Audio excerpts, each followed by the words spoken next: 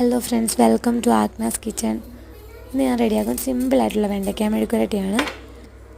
അതിനാവശ്യമുള്ള വെണ്ടയ്ക്ക നീളത്തിൽ അരിഞ്ഞെടുത്തിട്ടുണ്ട്. ഒരു മീഡിയം വലുപ്പമുള്ള സവാള, പച്ചമുളക്, കറിവേപ്പില. ചട്ടി ഒന്ന് ചൂടായി വരുമ്പോൾ അതിലേക്ക് 2 ടീസ്പൂൺ ഓയിൽ ഒഴിച്ച് 1 ടീസ്പൂൺ കടുകിട്ട് അരിഞ്ഞ് വെച്ചിരിക്കുന്ന പച്ചമുളകും കറിവേപ്പില ആഡ് ചെയ്ത് കൊടുക്കാം. അതിൽ വെള്ളമൊക്കെ ഒന്ന് മാറുന്ന വരെ നമ്മൾ ഇളക്കി കൊടുക്കാം. അതൊരു ഡ്രൈ ആയി വരുമ്പോഴത്തേക്ക് നമ്മൾ സവാള ആഡ് ചെയ്യാം. സവാള ആഡ് ചെയ്യുമ്പോൾ അതിൻ്റെ കൂട്ടത്തിൽ ഉപ്പിടണം കേട്ടോ. ഉപ്പിട്ട് നല്ലപോലെ ഒന്ന് വഴറ്റിയെടുക്കാം. ഒരുവിധം അങ്ങോട്ട് വഴറ്റി വരുന്ന ടൈം ആകുമ്പോഴത്തേക്ക് നമ്മൾ അരിഞ്ഞ് വെച്ചിരിക്കുന്ന വെണ്ടയ്ക്ക ഇടുക. വെണ്ടയ്ക്ക ഇടുമ്പോൾ കൈ ഇളക്കാതെ നല്ലപോലെ അങ്ങ് ഇളക്കി കൊടുക്കണം.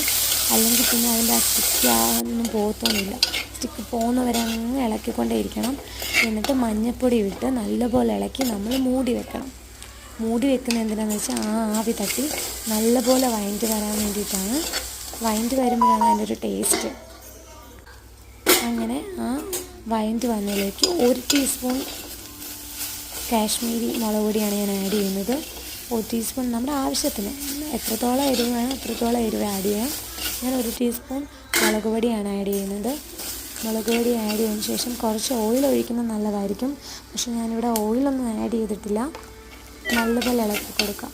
ഒരുവിധം വഴറ്റി വരുമ്പോഴത്തേക്ക് തീ കുറയ്ക്കാം.